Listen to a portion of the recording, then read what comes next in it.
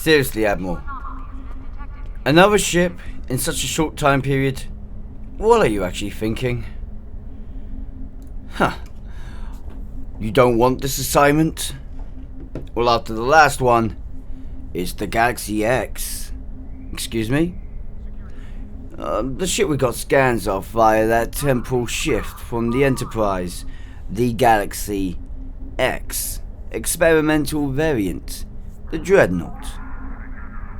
I heard that. I will happily take this assignment and let's move forwards. I'm not hesitating. Shall we begin?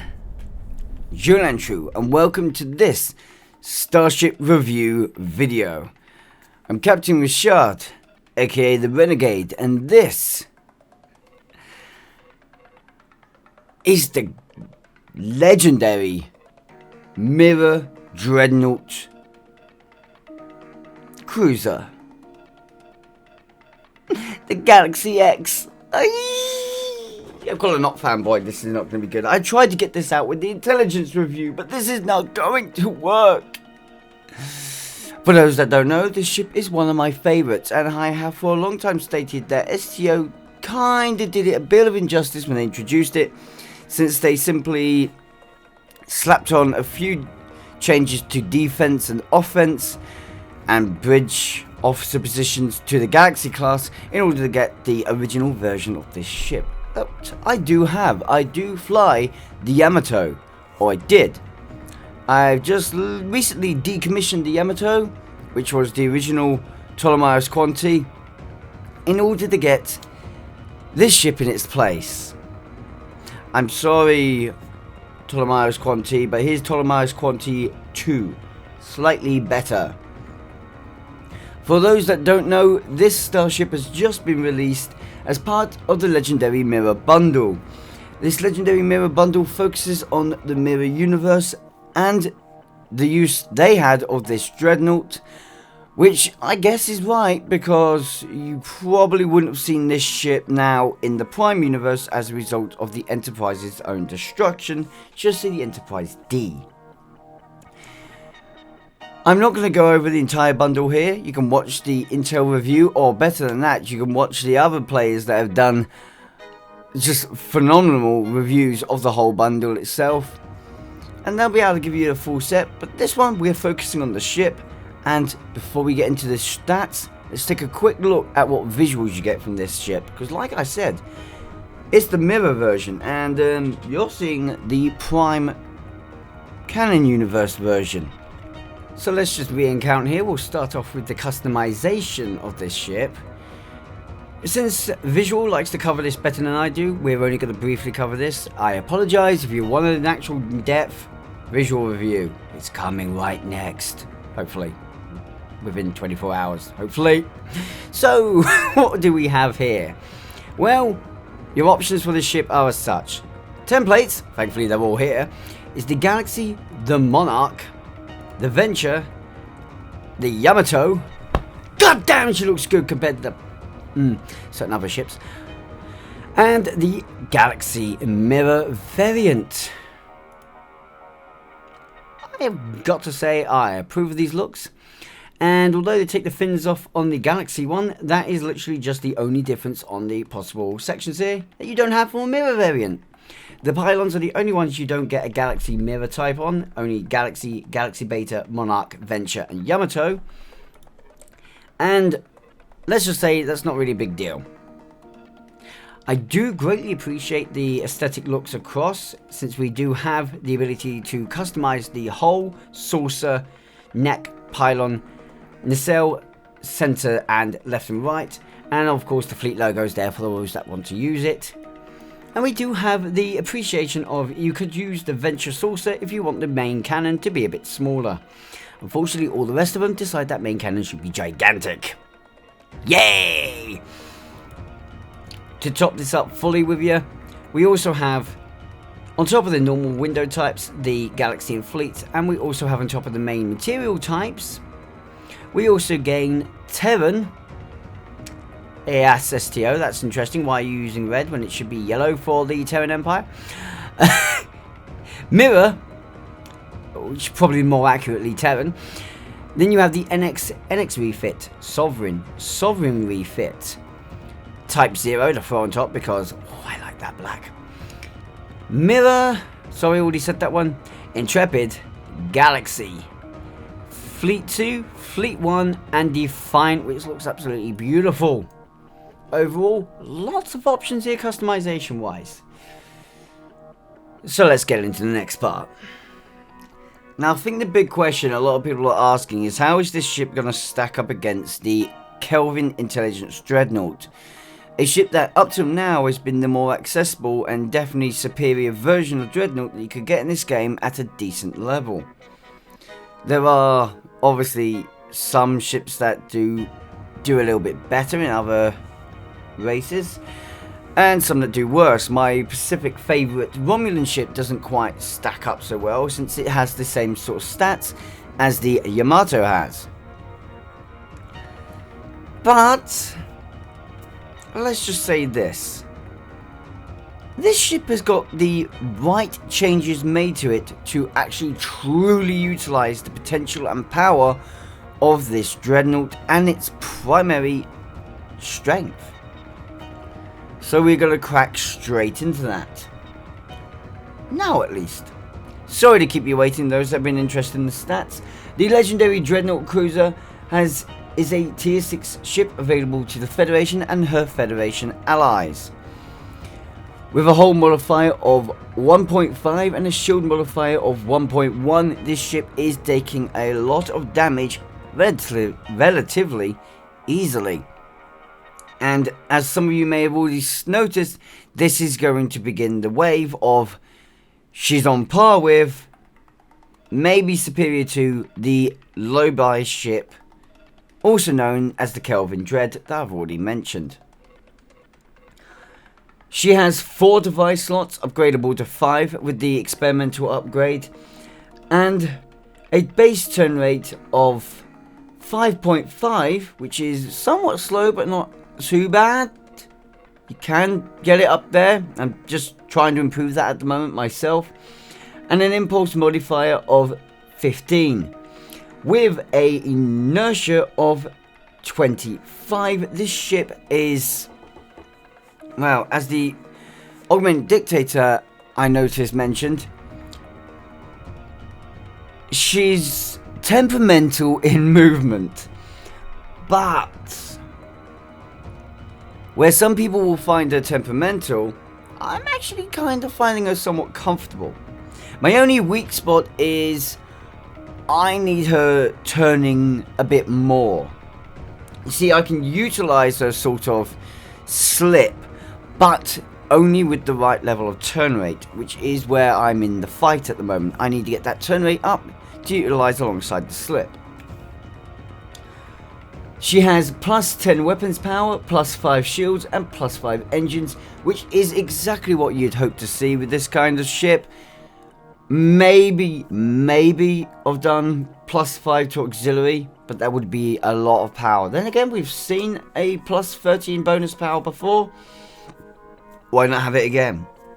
Maybe because this ship has 1 hangar bay. It's a very good thing it doesn't have 2. If it had 2 hangar bays along with the rest of what I'm about to say, this ship would be OP as hell. Even with her niggling weaknesses of, say, turn rate. She has 5 forward and 3 aft weapons. Of course, no experimental weapon. She is already a Dreadnought. You could count her experimental weapon as her lance, because she's also equipped with an additional weapon known as the Spinal Lance. The weapon that we can all see sitting nicely and comfortably underneath the saucer. It is reasonably powerful, and with the right upgrading to the ship, can become extremely powerful. It should be noted that it is affected by phase damage boosting. So if you're boosting phaser damage or going with a phaser build, you'll find it easier to utilize this lance than, say, if you're going with a different energy type. To go along with this being said then, this technically makes the ship a 6 forward, 3 aft, with the only time it really drops being after you fired the lance. If you have the saucer separation available, you can turn the lance's focused beam into a cone arc fire if you do wish, so long as you have separated the saucer. And I should be noting at this point, this is a beautiful upgrade, an improvement upon the Yamato, as the Yamato was a 4-4 and that was its fundamental weakness. A broadside style build locked into a ship that really wants to utilize its forward arc better. Thankfully, this has been fixed, and this actually helps this ship to basically look at the scimitar and go, haha, I'm alongside you now. Continuing this on, we have what I like to refer to as the coup de grace of this ship, and that's her bridge officer standings and consoles, which was probably one of the strongest fixes. She is a Lieutenant Commander Tactical and a Commander Engineering Intelligence. I personally would like the Engineering and Tactical swapped around there, but with a Lieutenant Commander Tactical you do still get plenty of power, and the Intelligence position is great to be on the Commander rank. It is a Lieutenant Science position, an Ensign Universal, and a Lieutenant Commander Universal Command. Now, this is another awkward point, because I would take that command and put that on the Commander. This is probably sounding stupid, but I would put the command on the Commander position only because Riker, and to be frank, I'd put the Intelligence down onto that Lieutenant Commander Universal, just because, again, it's still nice to have it, and that's a pretty good position to have the bonus specialization on. It's literally just my thought on Riker, which makes me feel like the command position should be tactical and the command, not intelligence. But I will say this right now, utilizing a commander intelligence position will give this ship a great deal of power, and having those 2 universal slots will also allow her to keep up the fight. Yes, the mirror warship has slightly more potential in the bridge officer positions, but this ship has exactly what I was hoping from her. The only way you could have made her stronger is to have given a miracle worker, and considering what the Forge was like, I don't think miracle worker would have been all that fitting. Plasma leak, there's the plasma leak. We're going to have a warp core breach. Well, fucking fix it then. Stop evading.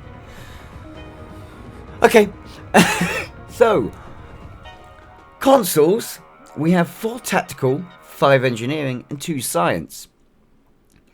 This straight out is an impressive setup, but considering if you experiment to upgrade her, she gets 1 universal as well, you'll see this ship really hitting pinnacles of damage. With the potential of a 5.52 or a 4.62, you have extremely high level tanking capability from this Dreadnaught.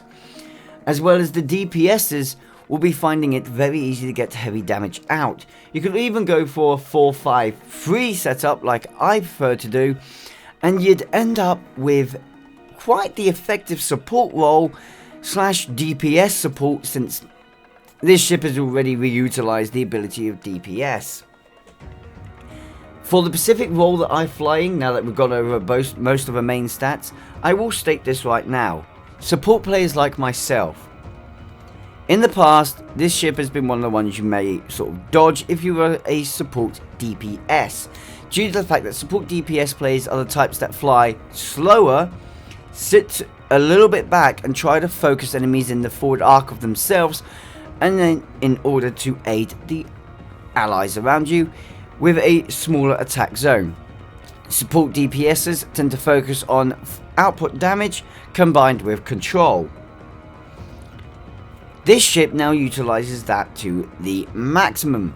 Not only does it have its lance, but with its forward attack arc bias and these brilliant bridge officer and console loadouts, this ship has reached a whole new level of support DPS capability, much higher than it used to have as the Yamato. So guys, Considering it's less than £40 to get this ship at the moment, yet the bidding I want right now at the 20-minute mark I want to state, it's £40 to get this ship, double that of a normal Zen ship, but do you know what? In my brain, this is definitely worth it. With all the bonuses you get, this is one of those worth it ships. And I don't even need to go for the rest of what you get. I can already say that right now. But let's really amp up the ante now. We're going to go into what I like to call, well, field day territory. See, this ship has some beautiful refining extra features that come with it. Why is my warp core there? That's interesting.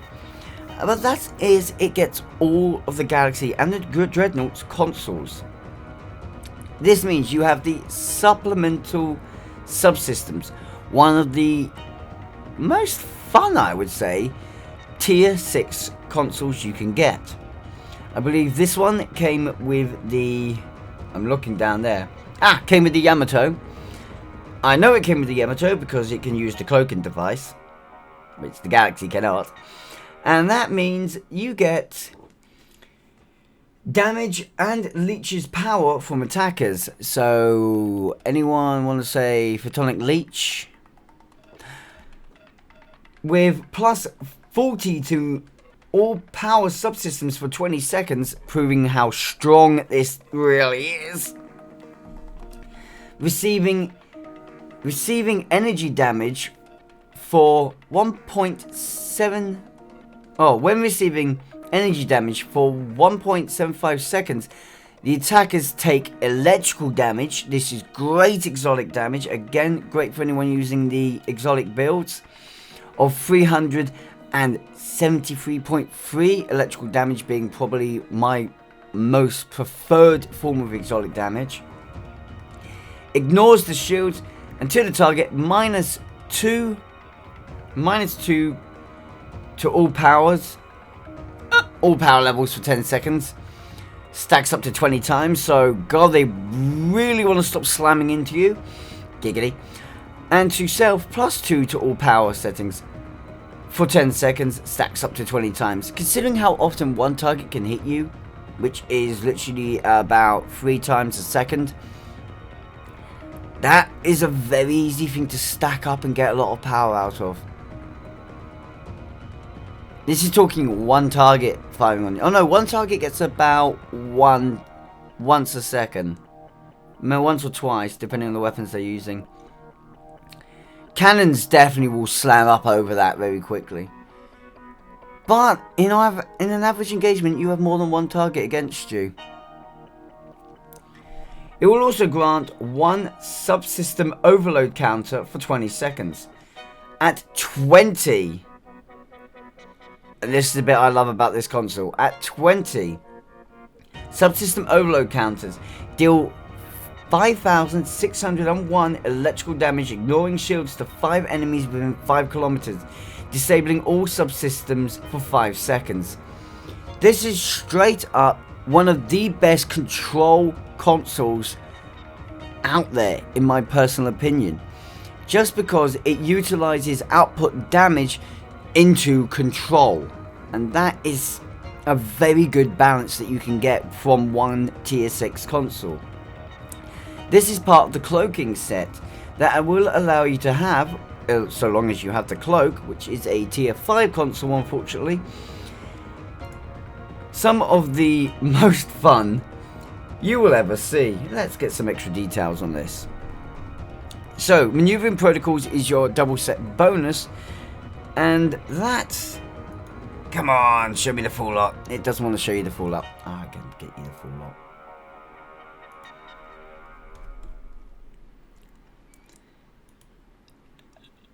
Wow, that's a bug. Okay, so what it actually does is it boosts your defense and boosts... Oh, what was the other one? Sorry, it boosts your defense and boosts your turn rate. Your turn rate is boosted by 3. And your defense, I believe... Oh, I think your defense was boosted by 10%. We'll see how well I remember that in a second. One of these is going to be able to say the rest.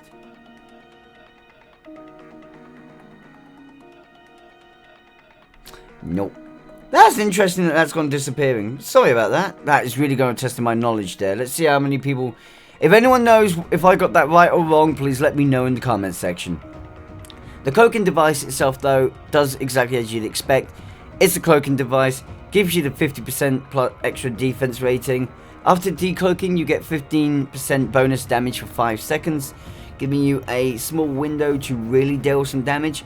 I have considered using these two in my build, but at the moment I'm utilizing my Shepherd class build on this ship, so of course I'm not utilizing these two consoles, despite my raw love of the supplemental subsystem. We then have the Molecular Cohesion Nullifier. This is very interesting. Does anyone know what this might have come from? Well, this tier 6 console, which is very useful. There's a PB AoE scaling with the foe's hit for 2 kilometers. 2 foes every 1 second takes 2,708 to 9,209 physical damage with 100% shield penetration. Plus 20 to 70 all damage resistance rating based on the number of targets, and 20 for 20 seconds. This is, well, strong, very, very strong. This also boosts all your plus 5 max to all your subsystems. Now, that does not stack with other ability increases, so it may be worth dropping the console on that note, but this is a pretty damn effective console if you want to do straight up physical damage. Again, a pretty damn good exotic damage type as well. Though I do believe in this case that one counts as non-exotic. We've got the antimatter spread, which is essentially a confuse. It's a plactate confuse and depuff in perception for 5 kilometers. However, if enemies get within 1 kilometer, they will be able to see you again. Little thing to note on that one. To the affected foes, for 17.1 seconds, they have a 4,850 perception decrease, confuse, plactate, and will most likely be blowing the hell out of their own friends. This hasn't happened to me much. Lynch! Damn it. Very useful console, but that is a tier 3 console. Then we have the tier 5 console, Saucer Separation, the console with a unique secondary ability for this ship, so I will talk about that again just after this. You create a combat pet by detaching the saucer. It will modify the stats of your ship, giving you a plus 10 to your weapon subsystems, but minus 5 to auxiliary and shield. Your turn rate will increase, and your flight speed will increase. This gives the ship the ability to utilize its full capabilities much easier. For those that don't realize, this could possibly be the easiest way to get this ship up to a very deadly level of damage output. However, that note I wanted to add to you guys, it will turn your focused phaser lance into a phaser cone. So long as you can utilize the cone effect efficiently though, you will still be able to deal very high DPS damage with it. You also take, fortunately, a few other weaknesses, minus 13% to maximum hold capacity, and minus 4.8 to your shield capacity. But that's not too bad in my personal opinion. Something I can definitely suffer with. As for the stats that come in here, they're hiding those ones as well. Unfortunately, guys, I cannot actually 100% remember the whole lot for you. Well, that's an interesting one. Apparently you can't see these stats while you're out in space. But here they are while on the ground. So, to give you the full information, first of all, from the... what's it called? Supplemental subsystems and cloaking device combination, it was plus 3 to turn rate. I was right there. But it's not done in percentage, it's plus 3 to defense turn rate. Pretty useful to those who are defensive or offensive. And Stealth Fighter, which is acquired completely via basically well, the Defiant line of stuff. You can gain at least the set 2 on one basis here.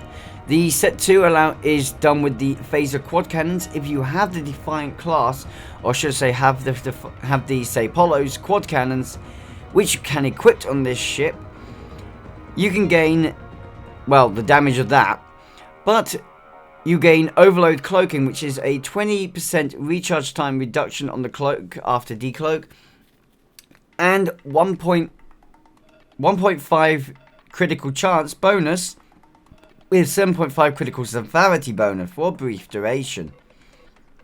That duration matching the same damage bonus output of decloaking that I mentioned before. I do believe it's up here somewhere.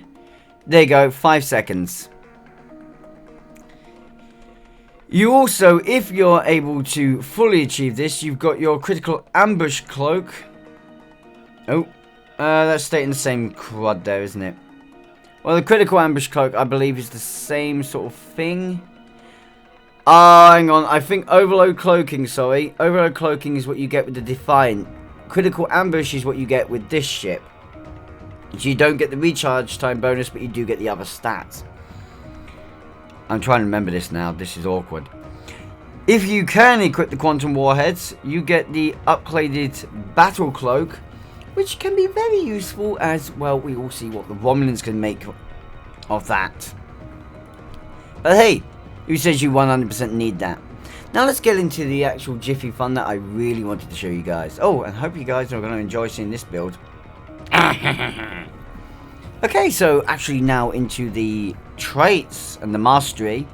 The Starship mastery, being the Dreadnaught's mastery, is a pretty nice line. Hull regeneration, energy and radiation damage resistance, critical chance, and hello there, max HP. You may have already noticed that I've experimental upgraded the ship. Of course I have.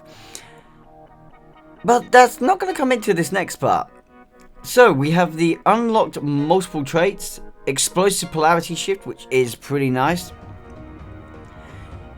Explosive when reverse shield polarity ends. Or explosion. When damaged while reversing shield polarity, it applies one stack of the polarity shift, as they're calling it. When this ends, the shockwave that is released is 5,631.1 kinetic damage with 100% shield penetration to foes within 3 kilometers. Damage increases by 5% per stacked polarity shift. You also have subsystem redundancies, which is another nice one, with plus shield hardness and plus shield regeneration. Shield repair when beam overload or using the lance.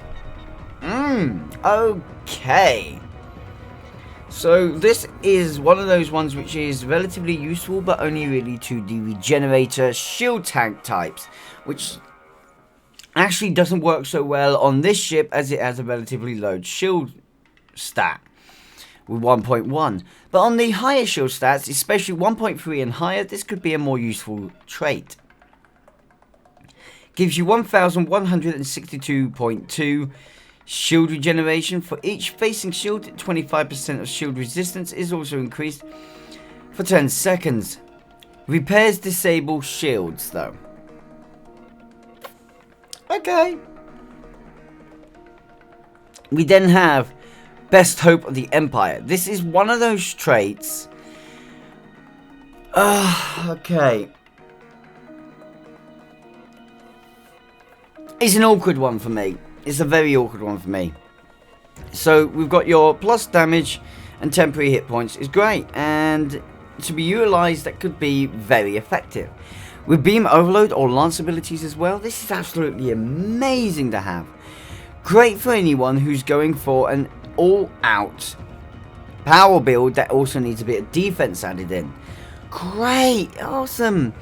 And with lance abilities, so that limits this trait to being used by if you can get this trait to universally unlock onto Klingons and Romulans as well. The Kara of the Romulans, the Kola Siege of the Klingons, the Faith Intel Escort of the Romulans, the Delta released Raptor of the Klingons, which I can't remember the name of. Oh no, that doesn't use a lance, that uses a cannon. Oops. The Phantom Intel Escort of the Federation. It's a Locust. Does it classify as lance? Maybe the Chimera? Maybe. The Vanguard of the... Sorry, the veteran ship of the Jem'Hadar might be able to use it, because that's a Locust and might count as a lance. Not very many ships can really utilize this from a lance standpoint, but I guess since it works with beam overload, any ship can still utilize this. So it's weighing up the accessibility of this trait and how useful it's going to be. With plus 10% bonus damage and plus 5,000 hit points, it could get you out of a scrape, and it is definitely going to deal significant amount of extra damage. It's just until I put it into practice, this is one of those traits which it sounds good, but will it be in actual practice? We'll see. For now, guys, please get comfortable in 10 forward. We're gonna smash some ships to literal pieces now with my Shepherd class build. Okay, not my full Shepherd class build, since this is also utilizing one extra console that wouldn't be there on the Shepherd class. But we'll see how it goes.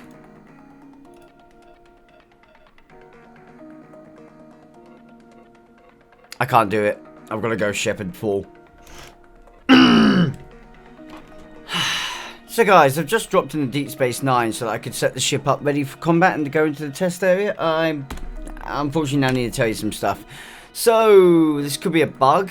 I'm hoping this is a bug, but right now I'm limited in a position that should be... Hi guys, Future Me here, just in the middle of... oh crud, I've just uploaded the actual first stats review. I'm currently in the middle of doing the visual review. So it was a bug. It is a bug. Shut up me right now. Oi, you at Deep Space Nine. Ri'shad at Deep Space Nine. Shut it. Shush. You may be able to see right now, it has changed to universal. That is how it's supposed to be. Oopsie daisy. Good to know. Well, that gives my final scoring of this whole thing really badly. I'll have to correct that. Well, here I am with moderate to heavy improvements done to my turn rate. And not exactly the build I was hoping to go with. I wanted the torpedo spread combined with the high yield beams! Oh well, let's go have some fun. We can at least see what this ship is capable of, right? Oh, I could have used the agony phaser torpedoes, but yeah. Decided not to. Decided to do this instead. That wasn't too bad against the shields. Sorry, buddy.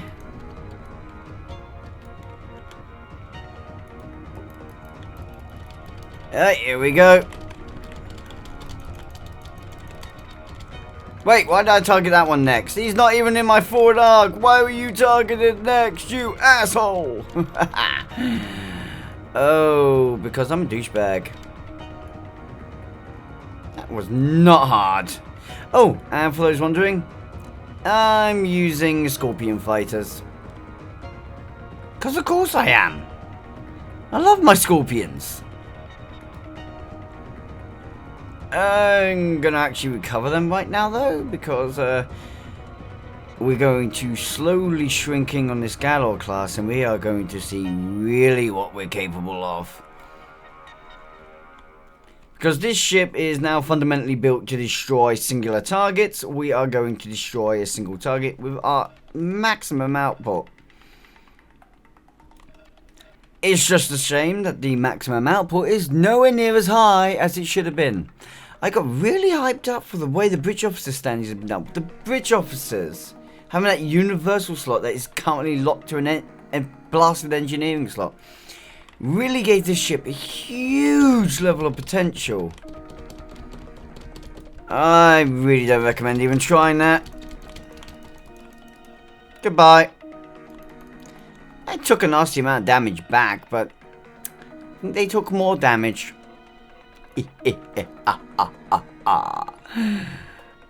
And recovering stats.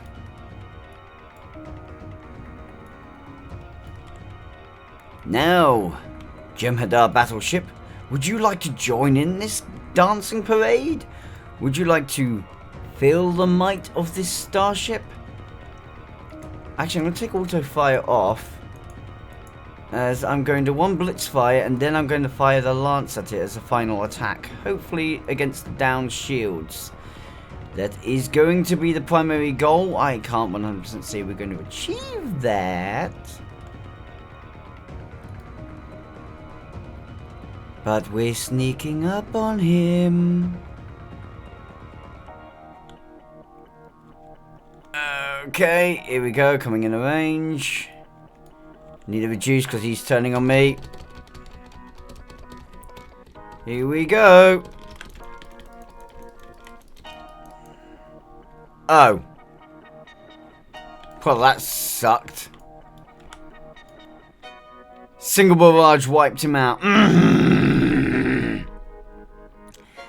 Yeah, still not underestimating you, ship. Utilizing your forward attacking arc now is just balmy.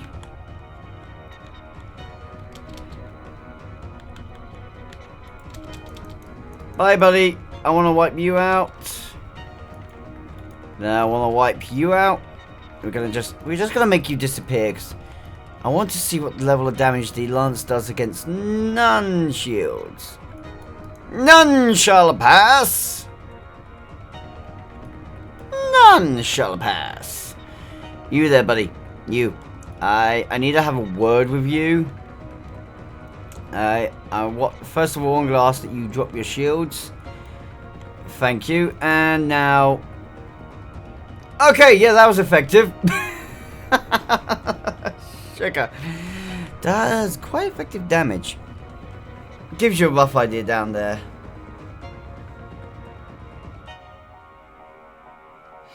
It's actually not too highly charged at the moment.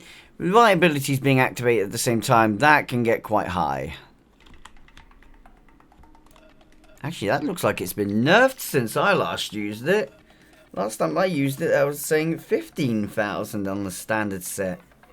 Oh, there you go. Power level's dropping. That might be why it was.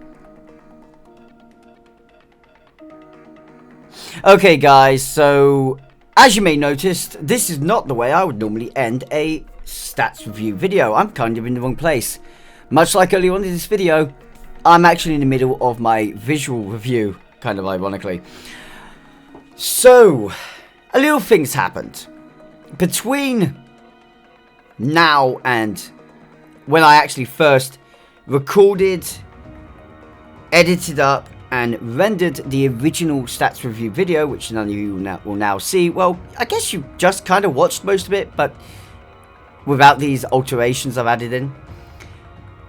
I reported the bug that I was initially showing, and Cryptic has already fixed it. Kid you not, within that time frame, they've fixed the bug, and things are fine. So, what does this mean for the Starship? Turns out that I have to re-record this ending piece because of this. I didn't get a true fundamental outlook of how powerful this ship is. I was overloaded with engineering that I didn't want. Well, turns out that my final stats will be thus. As a result of actually having the universal command slot like stated, I will now give this ship the beautiful score, I guess, for DPS of 9, For support of 8.5. And for tank, again, I'll give it 9. This is one of the vastly superior ships you can actually acquire. If you take into account the things that could actually make this ship even stronger, I would still give it the same scores because I like to base the premise of the ship on its primary stats rather than secondary. If we gave this ship the miracle worker side of things, it would become perhaps one of the most dangerous ships out there. So it's probably a good thing that this is an intelligence vessel on basis of intelligence and command. I mean, you couldn't really give it miracle worker, so I do think this ship's been done right. Yes, I highly recommend the ship. It doesn't cost too much to get it right now. As I stated, the Zen is extremely fair for what you get with the Legendary Mirror Bundle. And at the moment it's on a sale, so it's even better. In the support DPS category, I'll be fair, the reason it's getting such a high score in support is because it does support DPS so damn well. But of course it will do all the other support roles almost as well anyway. My overall score for this ship is a 9 out of 10.